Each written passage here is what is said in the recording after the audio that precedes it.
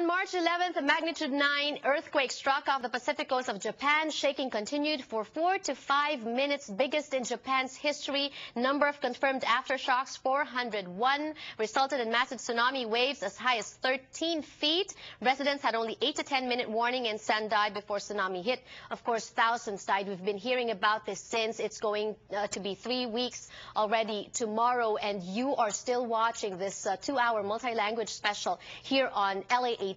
We are trying to help our brothers and sisters in Japan, also trying to raise awareness on what they really need out there. Earlier, you met Tamlin Tamita. She's still joining us today on this part of the program. And joining me is a new face. Brian Quito is president of Little Tokyo Public Safety Association. Hello and welcome to the show. We were talking about this during the short break that we had. Little Tokyo Public Safety Association has been there for 25 years, servicing people here. Correct. And I'm sure you've never seen a tragedy of this magnitude hit in those 25 years. No, not at all. So when you heard about this, what was your initial response? Well, Friday morning after seeing it Thursday night, we called the Red Cross and filled out an application to be registered with them. And Saturday they got back to us to approve us, and we're up and running that following day. And you've been receiving donations Correct. since. And Tamlin, you're holding some lovely little origami I'm pieces. displaying some tsuru, or cranes, that everybody is familiar with, the folding of 1,000 cranes, in return for donations given to the Little Tokyo Service Center in Little Tokyo. For whatever amount one is able to donate, you receive in the Japanese custom a gift in return, and appreciation for your gift and helping out and assisting those who are in so much in need in Japan. Right. So it's just a little token, but Brian's wife Tomoko and several other volunteers are thinking of those who are giving monies and help and assistance to those in Japan. It makes all of us emotional. I can see I you're know. becoming hard. emotional. What gets you? What is it that makes you really, you know, your heart bleed for this? It's just trying to imagine what it would be like to not only suffer a 9-point earthquake, but 23-foot waves that wash away everything, that you cannot escape. You have to climb to the highest place, and now we're suffering the effects of a nuclear crisis. It's just devastating. It's mind-boggling, and just to think that there's people who are unprepared, and it's nature at her greatest. Right, and so much has been said, though, about the way that the Japanese people are handling this. Earlier, we had Battalion Chief Larry Collins talk about how the rescuers were being there, working hard, stoic, and we've heard of people being disciplined enough. There's no looting, there's no chaos aside from, you know, the dirt and the mud and all that. But you must be very proud as a Japanese as well that they are hanging on. Oh, yeah. And coping very well. Of course, and to be so proud of their behavior and how they've handled this situation, it makes you work that much harder to raise funds for them. And then, in turn, you know, we give them the crane. We're representing them. Do you make these yourself? No, my wife does. His wife does.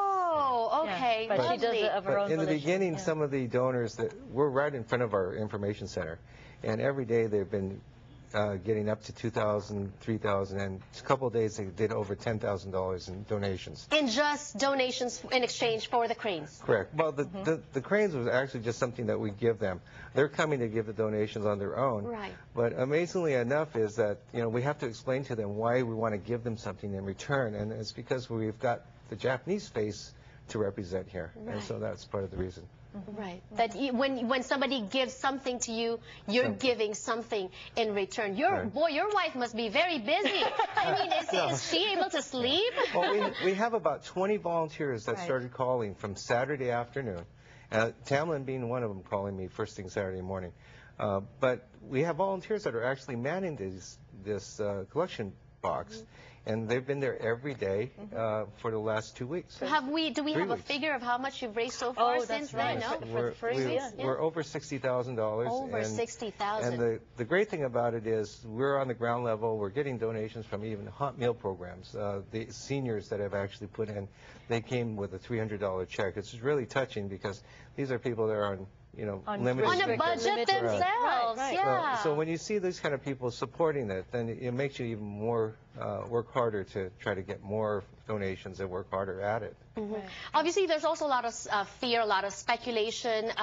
Tamlin, yesterday I had a Japanese lady here on Kababayan, LA, who talked about fearing that because of Japanese culture, and we're talking about culture and custom, that Japanese people, they're known for their pride as well. That some of them, that they're not very ready to ask for help. Does this factor? It kind of factors into it, but I think because we see so many levels of destruction and devastation, the pictures are still unfolding before us and the stories are being told and relayed, that this is not a time for pride. This is a time where we obviously witness that these people need help, that the country, the nation of Japan, and specifically this Tohoku region, really needs assistance, and monies are the most immediate way that they could provide support. It could provide support for assistance of transport for those supplies. It's like we don't think, it's like, well, if we're going to send something from Los Angeles, how are we going to do it if they don't have any gas to, fill the trucks, to fill the airplanes, to drop it off in Tohoku to those, refugee centers? It's just thoughtfulness to think that, I would like to donate my, a set of clothes or sets of shoes or socks, but those costs, those cost monies in order to transport. So this is the kind of thinking we need to kind of so make it becomes people more aware. expensive and cumbersome, perhaps, to some organizations to transport and deliver there. And so Little Tokyo Service Center is grassroots, and there's other corporations and Public Safety Association, the Red Cross and United Way, UNICEF, with an association with grassroots organizations, we can all work in conjunction together, and there's stories coming We out. actually have contacts in Tokyo now that are actually taking care of small shipments into the Miyagi area. They've done a couple helicopter drops and 6 truckloads.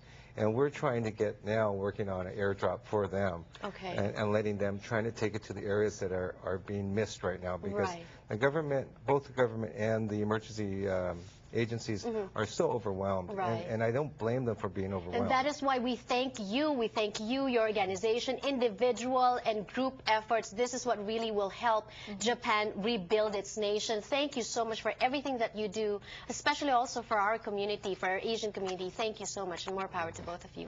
God bless. Thank you. And once again, we keep saying this, we can't emphasize it more. We need to help, and here are ways that you can help.